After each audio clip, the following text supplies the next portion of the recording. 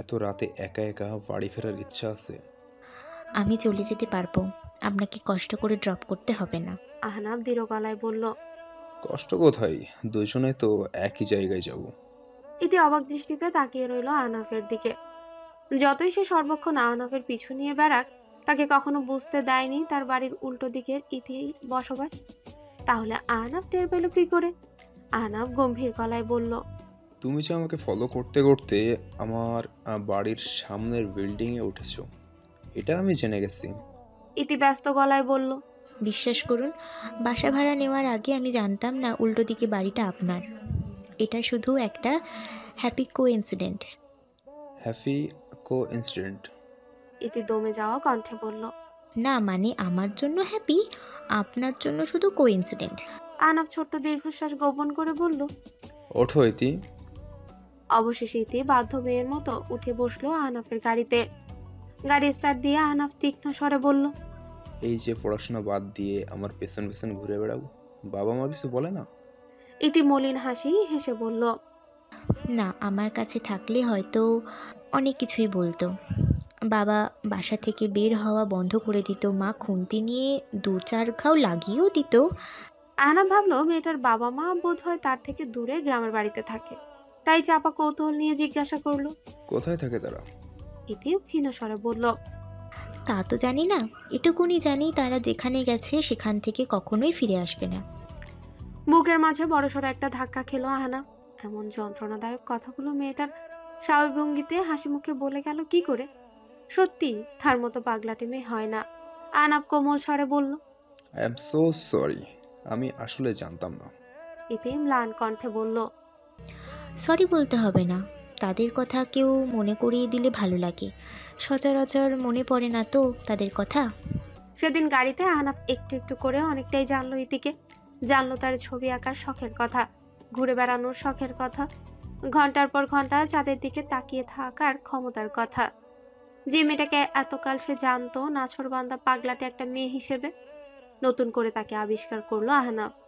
নতুন করে আবারও ভালো লাগা সৃষ্টি হলো তার প্রতি। যে ভালো লাগাকে এবার আর বাধা দেওয়ার চেষ্টা করলো না আহনাফ, প্রশ্রয় দিয়ে গেল মনের অজান্তেই। পরের কিছু দিনেই আহনাফ ডাকলো ইতিকে বুড়িগঙ্গার পাড়ে। বুড়িগঙ্গা ঘুরে বেড়ানোর আদর্শ জায়গা নয়। একদিকে ব্যাগপত্র কাঁধে নিয়ে ব্যস্ত ভঙ্গিমায় সকল বয়সী মানুষের লঞ্চে ওঠার দৃশ্য, আরেকদিকে একটু পরপর লঞ্চের ইউসেল আর কালো ধোয়া। তবুও নৌকায় চড়ার লোভ সামলাতে না পেরে সেখানেই যাওয়ার সিদ্ধান্ত নিল আহনাফ।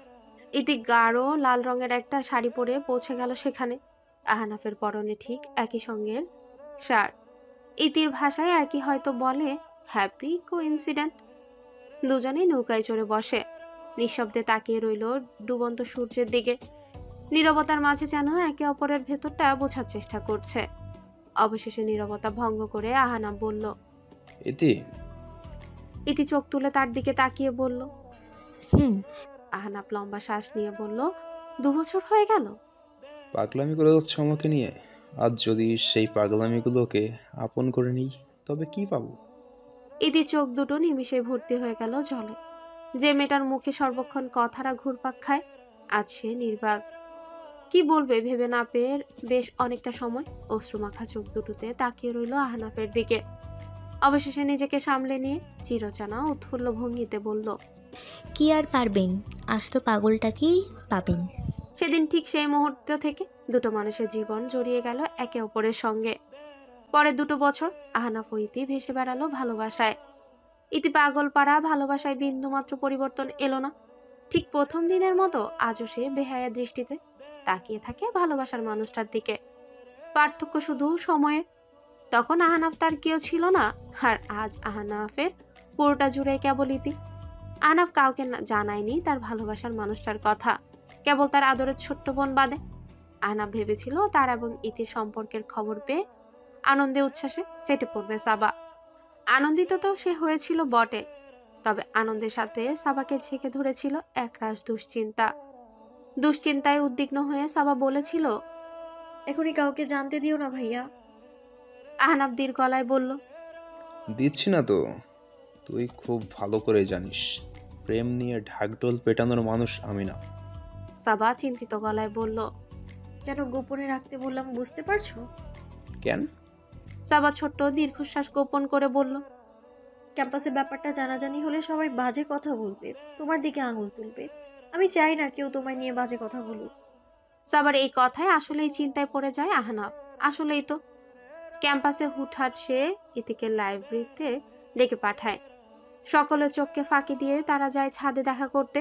ব্যাপারটা এখনো চোখে পড়েনি কারো, তবে পড়তে কতক্ষণ?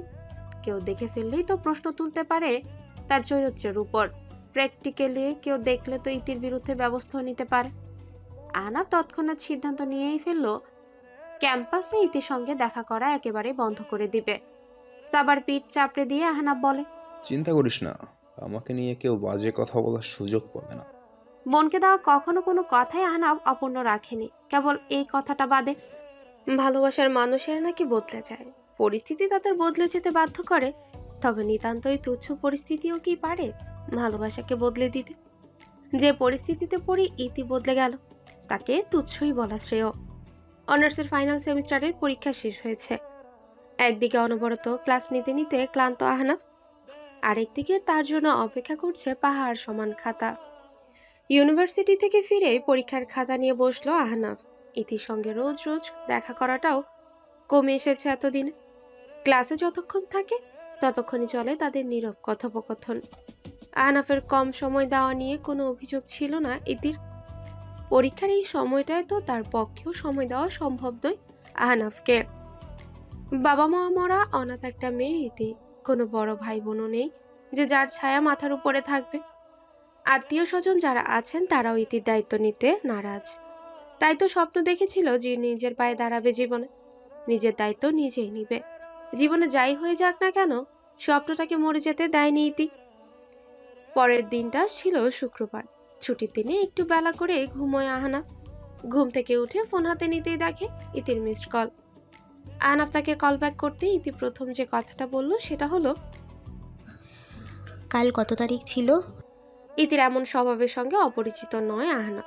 মেয়েটা এমন হুটহাটি ফোন করে কোনো প্রকার সম্ভাষণ ছাড়া আবুল তাবুল প্রশ্ন করে বসে। তবে সবসময় ইতির কণ্ঠে লেগে থাকে চিরচেনা উচ্ছ্বাস, যা আজ অনুপস্থিত। তবু আহনাফ উত্তরটা দিয়ে বলল, 13 তারিখ? কেন? ইতি তাচ্ছিল্যে সুরে বলল, সত্যিই ভুলে গেছেন তাহলে? যাক, আমি তো ভাবলাম ভুলে যাওয়ার ভান করছিলেন। এতক্ষণে যেন আকাশ ভেঙে পড়ল আহনাফের মাথায়।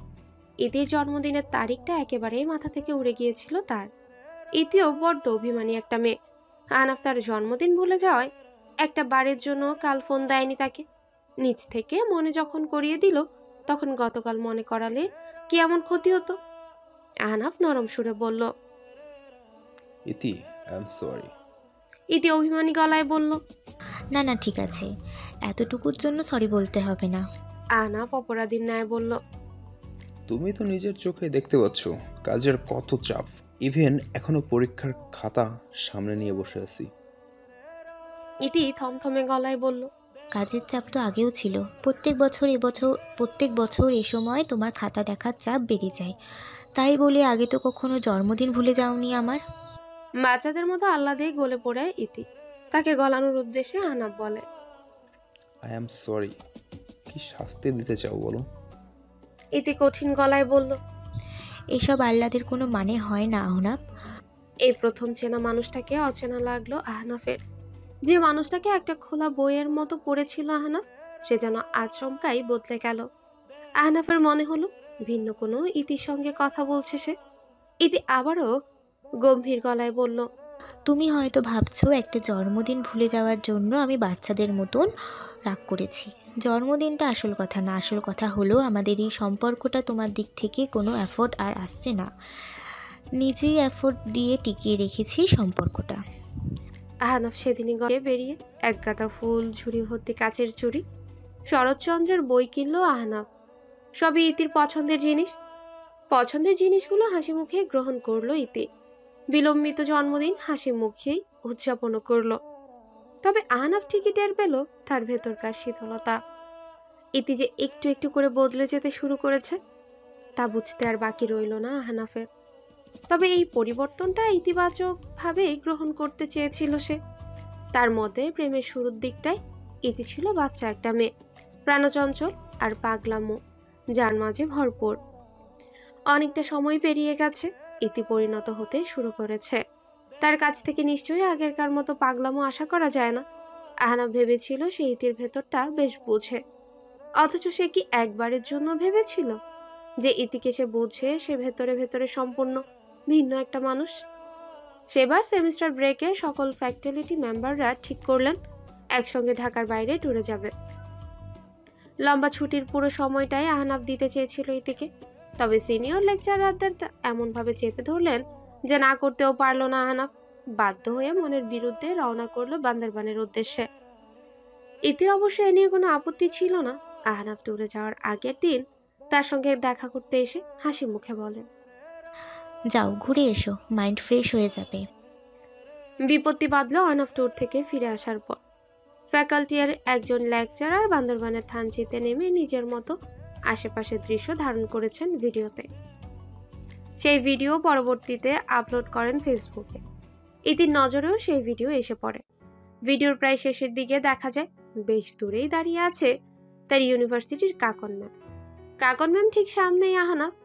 দুজনের মুখেই হাসি। আহনাফ কি যেন বলল, অমনিই হেসে গড়িয়ে পড়লেন কাকন ম্যাম। রীতিমতো গা জ্বলে যাওয়ার মতো দৃশ্য ইতির জন্য সেটা। তবুও যথেষ্ট শান্ত ভঙ্গিতে ভিডিওটা আহনাফকে দেখিয়ে বলল, ভালো লাগে কাকুন ম্যামকে? আহনাফ বিরক্তি ভঙ্গিতে বলল, একটা মানুষের সঙ্গে কথা বলা মানেই তাকে ভালো লাগা। ইতি শীতল গলায় বলল, কথা তো বলছো না, হাসাহাসি করছো। যাকে ভালো লাগে না তার সঙ্গে হাসাহাসি করা যায়? আহনাফ ভ্রু কুচকে বলল, কি বলছো এসব ইতি? মাথা ঠিক আছে তোমার? ইতি যেন ধৈর্য হারিয়ে ফেললো এবার। রীতিমতো অগ্নিকণ্ঠে বলল, এখন তো মনে হবেই আমার মাথা ঠিক নেই। নতুন গার্লফ্রেন্ড পেয়ে গেছো না? ইতির এই রূপটা আগে কখনো দেখেনি আহনাফ। ভীষণভাবে তাই চমকে উঠল সে।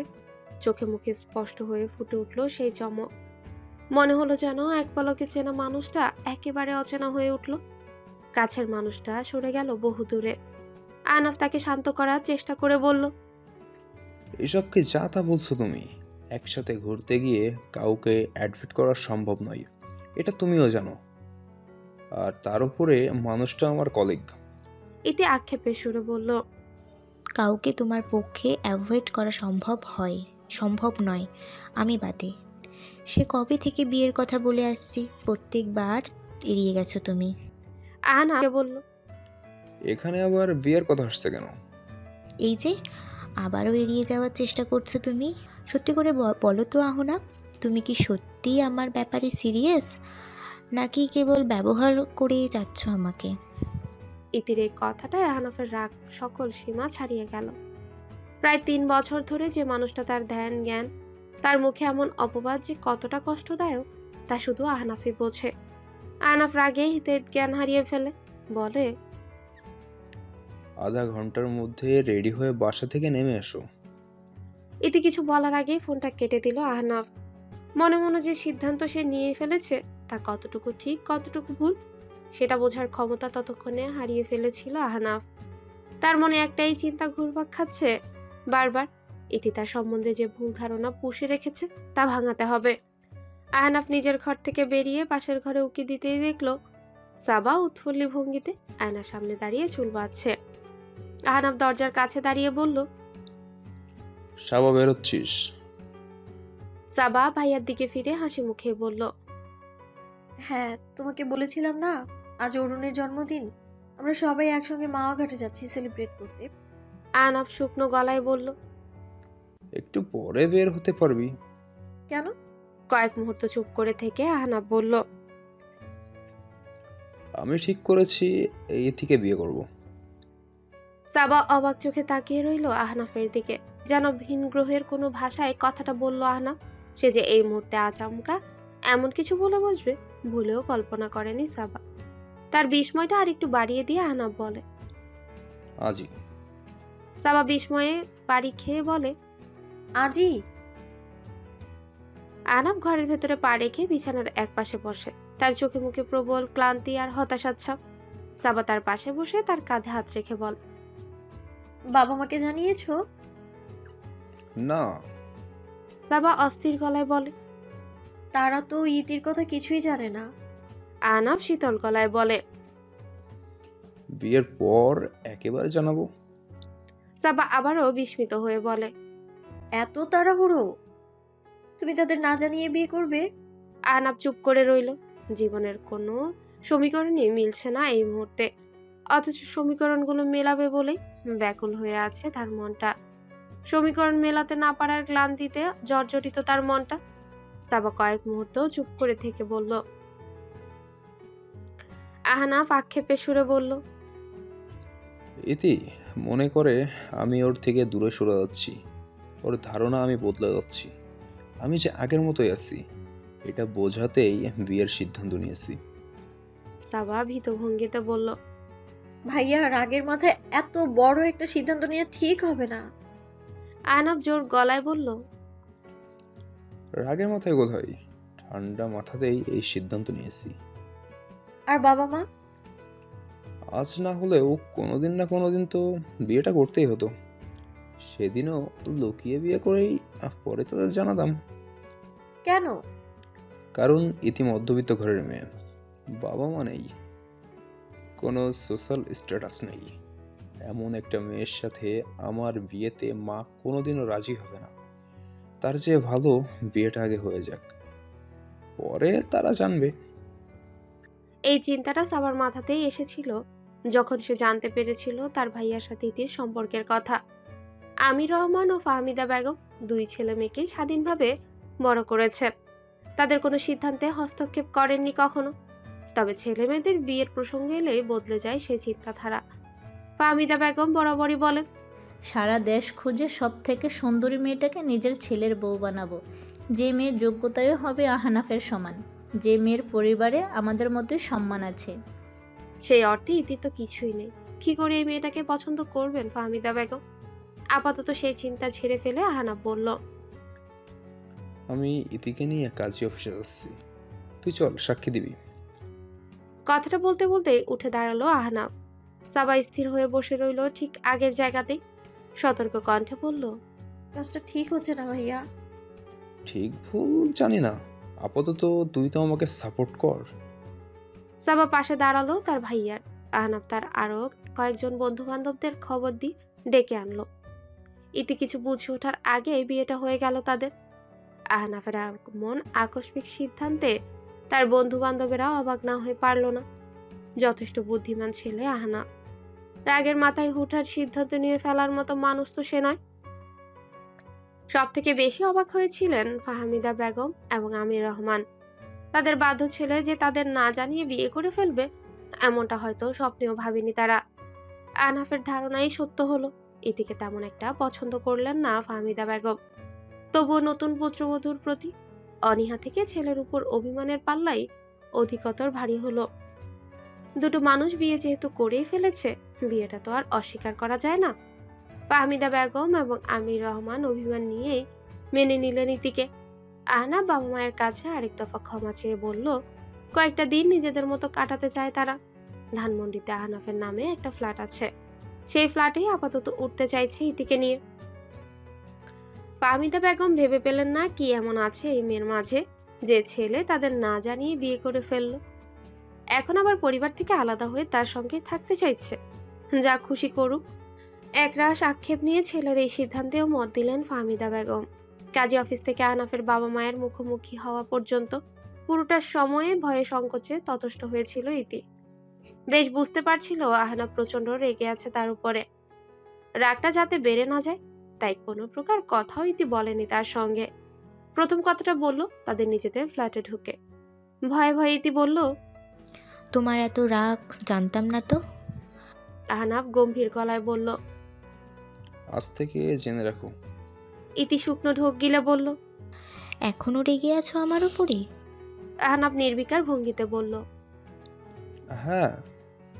ইতি ছোট্ট দীর্ঘশ্বাস গোপন করে বলল, আহনাফ, বিশ্বাস করো, আমি তোমাকে হারাতে চাইনি। তোমাকে অন্য কারোর সঙ্গে দেখলেই মনে হতো এই বুঝি হারিয়ে ফেলবো।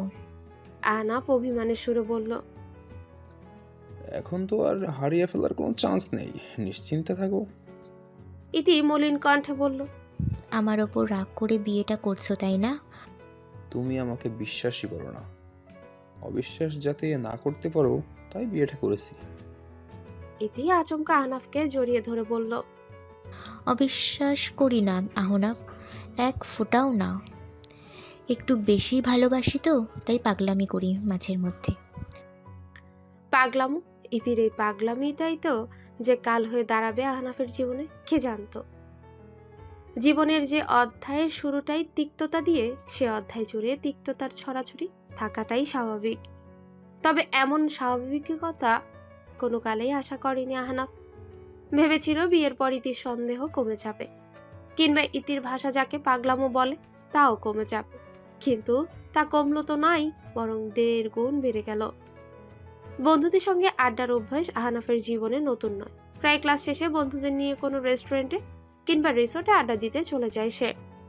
ইতির কাছে ব্যাপারটা অজানাও নয়। শুরুর দিনগুলোতে তো বন্ধুদের এই আড্ডায়ও আহনাফের পিছু নিয়েছিল সে, তাকে এক নজর দেখার লোভে। সেই ইতি আহনাফের আড্ডালো। সন্ধ্যার পর সে বাইরে কাটাতে পারবে না। ইতির অহেতুক অভিযোগের এক বাক্য কখনো মেনে নেয়নি আহনাফ। এ নিয়ে তুমুল বাকবিতণ্ডতায় জড়ালো দুজন। অবশেষে ক্লান্ত হয়ে অবশ্য আড্ডা কমিয়ে দিল আহনাফ।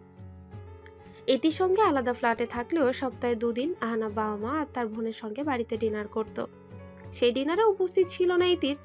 যেহেতু বাবা মা এখনো ইতিকে সেভাবে মেনে নেয়নি, ইতিও তাদের সামনে অপ্রস্তুত হয়ে পড়ে।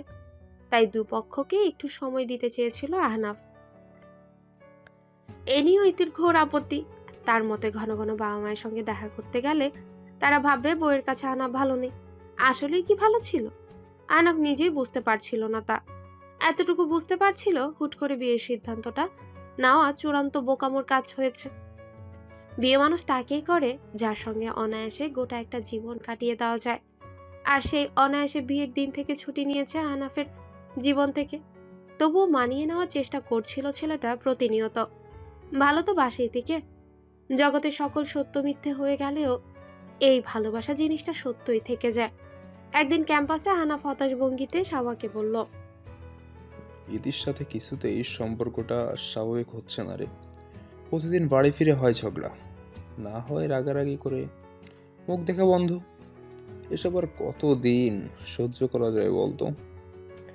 সাবা কিছুক্ষণ ভেবে বলল, এক কাজ করো ভাইয়া, ইতিকে নিয়ে ঘুরতে যাও। আমাদের সম্পর্কের যে অবস্থা, তার মধ্যে আবার ঘুরতে যাব? হ্যাঁ যাবে, সম্পর্কটা ঠিক করার জন্যই যাবে। বোনের কথা আমলে নিয়ে আহনাফ ইতির পাসপোর্ট করালো। দুজন ঘুরতে গেল নেপালে। কাঠমান্ডু থেকে পোখরা, পোখরা থেকে নাগরকোট। 7 দিনের ভ্রমণ তার ভেঙে পড়া সম্পর্কটাকে যেন আবারও জোড়া লাগিয়ে দিল। পাহাড়ের চূড়ায় উঠে দুজন হাতে হাত রেখে চালালো দীর্ঘ কথোপকথন। কথার অভাবে দুটো মানুষ বহুদিন ধরে একে অপরকে বুঝতে ব্যর্থ হয়েছে। কথা বলে দুজনেই বুঝলো একে অপরের ভেতরটা। ইতি স্বীকার করলো ইদানিং সে একটু বেশি কঠোর হয়ে পড়েছে আহনাফের প্রতি। কথা দিল অহেতুক সন্দেহ আর কখনোই করবে না। ইতি তার কথা রেখেছে। ঢাকায় ফিরে সত্যি আহনাফকে সন্দেহ করা থামিয়ে দিল। দুজনের সম্পর্কটা ঠিক আগের মতোই উজ্জ্বল, রঙিন, প্রাণে ভরপুর। কয়েকটা মাস এভাবেই কেটে গেল। ইতি আর সাবার মাস্টার্সের ফাইনাল সেমিস্টার চলছে। সাবা ওইদিকে গ্রাজুয়েশনের আগেই চাকরির অফার পেয়ে গেছে নিউজ চ্যানেল বাংলার বাতাস থেকে। আমির রহমান এবং ফাইমা বেগম অভিমান ভুলে ততদিনে পুত্রবধূকেও আপন করে নিয়েছেন। ঠিক হলো ইতির গ্রাজুয়েশনের পর ধুমধাম করে আবারও বিয়ের অনুষ্ঠান হবে তাদের। পামিদা বেগম নিজে বরণ করে ছেলের বউকে ঘরে তুলবেন। জীবনে আনন্দের ছড়াছড়ি। সেবারই বোধ হয় শেষবারের মতো প্রশস্ত ঠোঁটে হেসেছিল আহনাফ। বুক ভরে স্বস্তির নিঃশ্বাস ফেলেছিল। এর পরের দিনগুলোতে আর কখনোই হাসি নেমে আসেনি তার ঠোঁটে। ইতির কোনো আত্মীয় স্বজন বা আপনজন নেই বলেই আহনাফ বিয়ের পরপরই তাদের ফ্ল্যাটটা লিখে দিয়েছিল ইতির নামে। তার সমস্ত ব্যাংক অ্যাকাউন্টের নমিনিও দিয়েছে ইতি। এ নিয়ে পরিচিত জনেরা আহনাফকে সাবধান করলেও সে উপেক্ষা করেছে। যখন টের পেল কত বড় ভুল সে করে ফেলেছে, ততক্ষণে বেশ দেরি হয়ে গেছে। ইতি আবারও বদলে গেল, তবে এবার ভিন্ন রূপে। আহনাফের সঙ্গে ঠিকঠাক কথা বলে না, তার কথা শোনে না। আহনাফ হয়তো ভেবেছিল কোনো কারণে মেয়েটা ডিস্টার্ব, তবে আদতে তেমন কিছুই না। মনে তার কথোপকথন চলে ঠিকই, হাসি মুখে। তবে আহনাফের বেলাতেই যত গাম্ভীর্যতা। মেয়েদের চিরকালের অভিযোগ ছেলেরা নাকি তাদের মুড সুইং বুঝে না। আহনাফ বরাবরই বুঝে এসেছিল। ভাবলো ইতির হয়তো মুড সুইং হয়েছে। দুদিন পরেই সব ঠিক হয়ে যাবে। তবে ঠিক কিছুই আর হলো না। আহনাফের প্রতি ইতির অদৃশ্য একটা অনীহা। আহনাফের দিকে তাকায়ও সে বিরক্তি ভরা দৃষ্টিতে। আহনাফ কিছু বুঝে উঠতে পারে না, তার চিরচেনা ইতি কি করে বদলে গেল আচমকা। দিন যতই কাটছে, তাদের বিয়ের অনুষ্ঠানের তারিখ ততই এগিয়ে এসেছে। ফাহমিদা বেগম হুলস্থুল কাণ্ড বাঁধালেন। নিজের হাতে পুত্রবধূর বিয়ের শাড়ি কিনে আনলেন, ছেলের শেরওয়ানি কিনলেন, বাড়ি মেরামত করালেন, রাজ্যের সব আত্মীয়দের খবর দিলেন। ভাইয়ের বিয়ের অনুষ্ঠান নিয়ে সবার আগ্রহ নেহাত কম ছিল না। নিজের হাতে নতুন করে বাড়িটা সাজালো সে। বিয়ের অনুষ্ঠানের সমস্ত প্ল্যানিংও করলো নিজ হাতে। পরিবারের মানুষগুলোর আনন্দে কেন যেন আনন্দিত হতে পারল না আহনাফ। বিচিত্র ভঙ্গিতে খচখচ করতে লাগলো তার মনটা। মন কেন যেন বলছিল এই আনন্দ দীর্ঘস্থায়ী নয়। মনের কথাটা অগ্রাহ্য করে দিন যাপন করতে লাগলো আহনাফ। তবে শেষমেশ মনের কথাটাই সত্য হলো। অনুষ্ঠানের ঠিক 2 দিন আগে ইতি গম্ভীর গলায় বলল, বিয়ের অনুষ্ঠান কোনো মতে ক্যান্সেল করা যায় না আহনাফ? আহনাফ আতকে উঠে বলল, কেন ক্যান্সেল করতে হবে কেন? ইতি শুকনো গলায় বলল, সম্পর্কটা আর রাখতে চাচ্ছি না। আমরা একে অপরের জন্য পারফেক্ট নই আহনাফ। আমাকে বিয়ে তো লুকিয়ে লুকিয়ে করেছিলে। পৃথিবীর কেউ জানতো না আমাদের বিয়ে হয়েছে। ঢাকঢোল পিটিয়ে কাউকে জানানোর আগে সম্পর্কটা শেষ করে দেওয়া উচিত। আহনাফ বনে তাকিয়ে রইল ইতির দিকে। অথচ ইতির মাঝে কোনো অনুভূতি নেই, অনুতাপ নেই। যন্ত্রের মতো কথাগুলো বলে গেল সে। 2 বছর সংসার করার পর ইতির আজ হঠাৎ মনে হলো তারা একে অপরের জন্য পারফেক্ট নয়। অনেকটা সময় চুপ করে থেকে নিজেকে সামলালো আহনাফ। হাজারো প্রশ্ন ঘুরপাক খাচ্ছে তার মাথায়। কোনো প্রশ্নের পর কোনটা করবে তাই ভেবে হিমশিম খাচ্ছে অনবরত। অবশেষে নীরবতা ভঙ্গ করে শীতল গলায় বলল, কেন জানতে পারি? ইতি বিরস কণ্ঠে বলল, বিয়ে শুরু থেকেই আমরা দুজনে ভালো নেই। এভাবে তো আর চলতে দেওয়া যায় না। একটা ভুল করে ফেলেছি, এখনো ভুল শুধরে নেওয়ার সুযোগ আছে। সেটা না করে লোকজন জানিয়ে নতুন করে বিয়ে করে ভুলটা চালিয়ে যাওয়ার তো কোনো মানেই হয় না। চোখ বন্ধ করে লম্বা একটা শ্বাস নিয়ে আহনাফ শান্ত গলায় বলল, ছেলেটা কে? ইতি বিন্দুমাত্র অবাক না হয়ে বলল, don't make this any harder. আমাকে ডিভোর্স দিয়ে দাও আহনাফ। এতে তুমিও ভালো থাকবে, আমিও ভালো থাকবো। ইতির বলা একটা কথাও বিশ্বাস হচ্ছিল না আহনাফের। মনে হচ্ছিল এটা বাস্তব নয়, স্বপ্ন দৃশ্য কোনো। ঘুম ভেঙে গেলেই স্বপ্ন শূন্যে মিলিয়ে যাবে। হাসি মুখে ইতিকে আবারও বিয়ে করে ঘরে তুলবে সে। যে মেয়েটা তাকে না দেখে একটা দিনও কাটাতে পারতো না, আজ সেই মেয়েটাই মুক্তি চাইছে তার কাছে। আহনাফকে না পেলে নাকি তার জীবনটাই বৃথা হয়ে যাবে। পেয়েও ছেড়ে দিচ্ছে যে, এতে হবে না তার জীবন বৃথা। ইতি সেদিনই সুটকেস গুছিয়ে বেরিয়ে গেল তাদের ফ্ল্যাট থেকে। কোথায় গেল আহনাফ জানে না, জানার চেষ্টাও করেনি। তার মস্তিষ্ক কেবলই সদ্য পাওয়া ধাক্কা সামলানোর চেষ্টা করছে, বারবার ব্যর্থ হচ্ছে। বিয়ের অনুষ্ঠান আর হলো না। ফ্ল্যাট ছেড়ে বাবা মায়ের কাছে বাড়িতে ফিরে গেল আহনাফ। ভেতরে ভেতরে নিমিষে ভেঙে পড়ল ছেলেটা। কখনো হয়তো আশাই করেনি আচমকা এক সকালবেলা ইতি তাকে ছেড়ে যাওয়ার কথা বলবে এবং সত্যি সত্যি ছেড়েও যাবে। প্রথম প্রথম আহনাফ বুঝতে পারছিল না কষ্টটা ঠিক কোথায় হচ্ছে। পরবর্তীতে যদিও বুঝতে পারে, ভালোবাসা কষ্ট দিয়ে দিয়ে নিঃশেষ করে ফেলছিল তাকে। অবাককর হলেও সত্য, তার মনটা ভালোবাসা নামক বেড়াজাল থেকে এখনো বের হয়ে আসতে পারেনি। ইতি কোনো কারণ ছাড়া তাকে আহনাফের মনটা এখনো আষ্টে পৃষ্ঠে জড়িয়ে আছে ইতির পানে। ভয়ানক মানসিক যন্ত্রণার মধ্য দিয়ে যাচ্ছিল আহনাফ। কাজে তার মন নেই, নিজের প্রতি তো একেবারেই নেই। দিনরাত এক করে কেবল একটি মাত্র প্রশ্ন সে করে নিজেকে, ইতি কেন আমাকে ছেড়ে গেল? প্রশ্নের উত্তর খোঁজার চেষ্টায় কোনো কমতি রাখেনি আহনাফ। ইতির সঙ্গে অসংখ্যবার যোগাযোগ করারও চেষ্টা করেও কোনো লাভ হয়নি। ইতি তার ফোন রিসিভ করেনি, ইউনিভার্সিটি তো এড়িয়ে চলছে। এতে আহনাফের বাবা মাকে এমনভাবে চেপে ধরলো যে তারা নিজেরাই ডিভোর্সের ব্যবস্থা করলেন। চোখের সামনে এত যত্নে করা ভালোবাসা ভেঙে চুরমার হয়ে গেল। অথচ আহনাফের কিছুই করার ছিল না। যেমন গোপনে তাদের বিয়েটা হয়েছিল, তেমনি গোপনীয়তায় তাদের দুজনে সাইন করে দিল ডিভোর্স পেপারে। ডিভোর্স পেপারে সাইন করে দিলেও আহনাফের মন এক মুহূর্তের জন্য ভাঙতে চায়নি সম্পর্কটা। তখনও ছেলেটা আপ্রাণ চেষ্টা করে যাচ্ছিল সম্পর্কটা টিকিয়ে রাখার। ডিভোর্স পেপারে দুপক্ষ স্বাক্ষর করে দেওয়ার 3 মাস পর ডিভোর্স কার্যকর হয়। এই 3 মাসে যদি তাদের মনে হয় ডিভোর্সের সিদ্ধান্ত থেকে তারা সরে আসবে, তবে সেই সুযোগও রয়েছে। আহনাফ চেয়েছিল এই 3 মাসের আগে সব ঠিকঠাক করে আবারও সম্পর্কটা আগের মতো করে নিতে। ক্যাম্পাসে ইদানিং ইতিকে একটা ছেলের সাথে ঘুরে বেড়াতে দেখা যাচ্ছে। ছেলেটা পরিসংখ্যান বিভাগের ছাত্র, ইতির বয়সী, দেখতে শুনতেও ভালো। ছেলেটার সঙ্গে ক্যান্টিনে বসে হাস্যজ্জ্বল ইতির সিঙ্গারা খাওয়া, ক্লাস শেষে ছেলেটার বাইকের পেছনে বসে তার কাঁধে হাত রাখা আহনাফকে একটু একটু করে শেষ করে দিচ্ছিল। একদিন ক্লাস শেষে সকলে বেরিয়ে গেলে ইতিকে ডাকলো আহনাফ। গম্ভীর গলায় জিজ্ঞেস করলো, ছেলেটার সাথে তোমার কি? ইতি বিরক্ত গলায় বলল, তাতে তোমার কি? মনে রেখো, আমি এখন আর তোমার বউ নই আহনাফ। এই ছেলেটার জন্যই আমাদের বিয়েটা ভেঙে দিয়েছিল, তাই না? ইতি অবজ্ঞা সুরে বলল, যেখানে সেখানে হুটহাট আমাকে দাঁড় করিয়ে প্রশ্ন করবে না Ahnaf. You are embarrass me. ইতির বদলে যাওয়া কিছুতেই মেনে নিতে পারছিল না আহনাফ। নিজের অজান্তেই ডিপ্রেশনের শিকার হয়ে যায় সে। প্রাণপ্রিয় ভাইকে এভাবে ভেঙে পড়তে দেখে সাবা তার কাঁধে হাত রেখে সান্ত্বনা দেওয়ার ভঙ্গিতে বলে, ইতিকে ভুলে যাও ভাইয়া। যে মানুষটা তোমার উপরে চিট করলো তার জন্য কষ্ট পাওয়ার কোনো মানে হয়? আহনাফ শুকনো গলায় বলল, ভালোবাসি তো এখনো, কি করবো বল? সাবা মলিন কণ্ঠে বলল, ও তোমার ভালোবাসার যোগ্য নয় ভাইয়া। যোগ্য অযোগ্যের বিচার করে ভালোবাসা গেলে বোধ হয় ভালোই হতো। এই পৃথিবীতে বেহায়া মনগুলো অযোগ্যদেরই ভালোবেসে যায়।